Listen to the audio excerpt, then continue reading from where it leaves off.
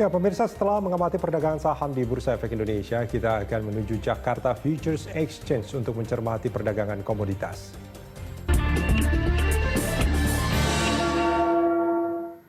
Ya, untuk mengetahui perkembangan di pasar komoditas, kita terhubung dengan analis dari PT Global Intra Berjangka, Chen Kuosen. Selamat pagi, Pak Chen.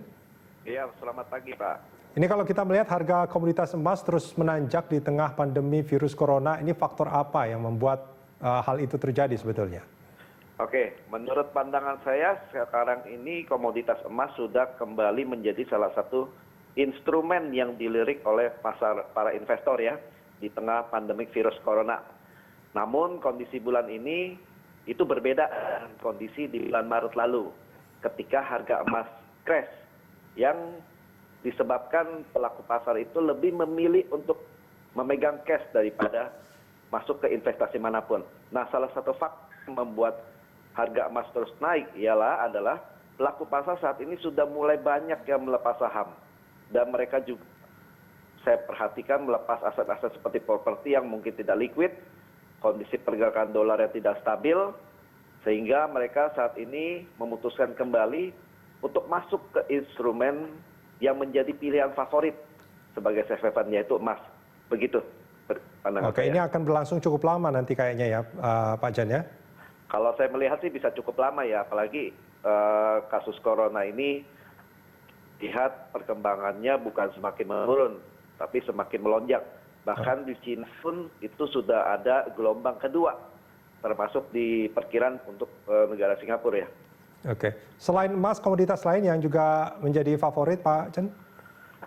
Kalau untuk komoditas lain yang saya selalu perhatikan adalah minyak, ya. Minyak seperti kita tahu dari bulan Maret, akhir Maret lalu dia sempat drop di bawah $20 per barel. Nah, fokus utama adalah harga di $20 per barel. Kalau harga minyak turun di bawah $20 per barel, maka target supportnya itu ada di area $17 per barel.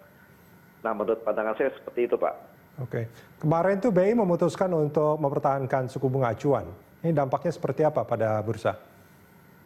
Kalau untuk suku bunga acuan yang dipertahankan itu, kalau menurut pandangan saya, tidak terlalu banyak memiliki dampak ya.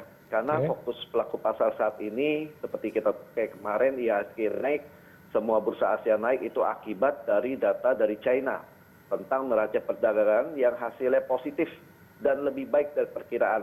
Sehingga momen ini membuat sentimen negatif menjadi positif di market. Nah, sekarang ini pelaku pasar juga akan menunggu laporan pendapatan atau yang biasa kita sebut dengan earning report dari perusahaan Amerika untuk kuartal pertama di tahun 2020 ini. Bagaimana dengan CPO, Pak Chen? Untuk CPO, ya, seperti kita tahu, India sudah kembali membuka impor, tapi ada syarat-syarat yang harus dilengkapi oleh mereka, ya.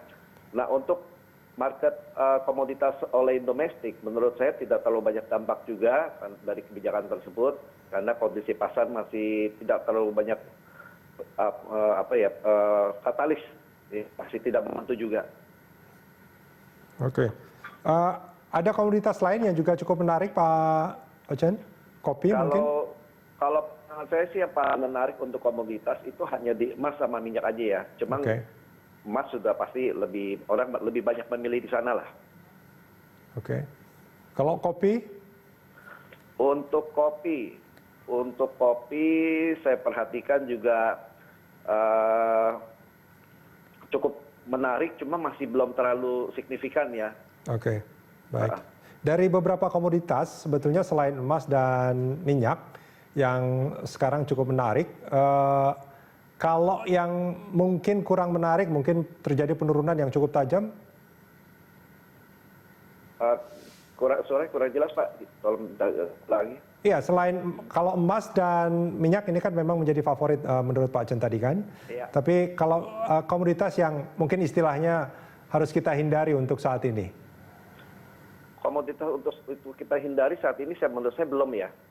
Saya masih lebih fokus di emas sama minyak aja. Oh, oke, baik. Iya. Nah, ini kan sekarang pemerintah sudah bukan hanya mengimbau, tapi juga mungkin karena ada pembatasan sosial berskala besar itu, sekarang work from home dan segala macam, mobilitas masyarakat juga agak sedikit dibatasi. Apakah ini berdampak sebetulnya terhadap bursa?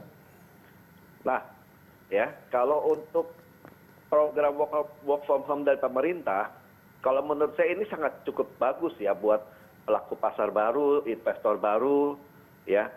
Karena mereka ini, kenapa menurut saya bilang perdagangan akan perjangka semakin meningkat?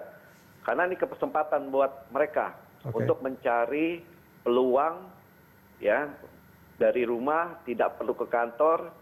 Ya, yang paling penting adalah calon investor ini belajar dan memahami lebih dalam apa arti tentang perdagangan berjangka. Mereka juga harus belajar tentang analisa teknikal dan fundamental.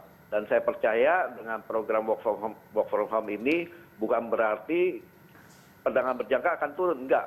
Ini bisa semakin meningkat kok. Baik. Ya. Kalau menurut Pak Chen, apa yang harusnya dilakukan oleh para calon investor atau pelaku pasar di bursa berjangka melihat situasi yang seperti saat ini? Nah, untuk situasi yang seperti ini, mereka harus pelan-pelan dulu.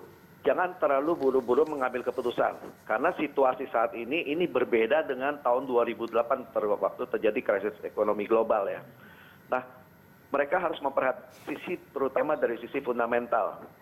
Apakah situasi di luar, termasuk di negara kita, akan semakin buruk atau seperti apa kita belum tahu ya. Nah, menurut saya seperti itu. Untuk investor baru juga mereka harus belajar memahami secara betul tentang sisi teknikal dan fundamental.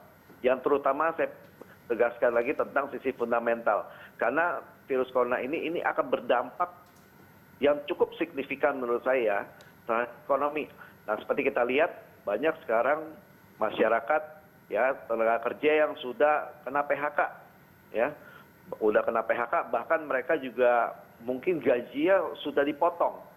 Salah satu teman saya di luar, saya nggak sebutkan namanya, itu sudah mendapatkan pemotongan gaji kurang lebih hanya terima 30% aja seperti itu, Pak. Baik. Terima kasih Pak Chen Guosen atas informasinya. Pemirsa, analis PT Global Intra Berjangka, Chen Guosen. Pemirsa, sampai di sini IDX Opening Bell menemani pagi Anda. Anda bisa mengirimkan informasi dan saran kepada kami lewat email di redaksi@berita1.tv atau follow kami via Twitter, Facebook, YouTube, dan Instagram. Mewakili rekan Cakri Miller dan seluruh kerabat kerja yang bertugas, saya Rudian Danu. Terima kasih atas kebersamaan Anda.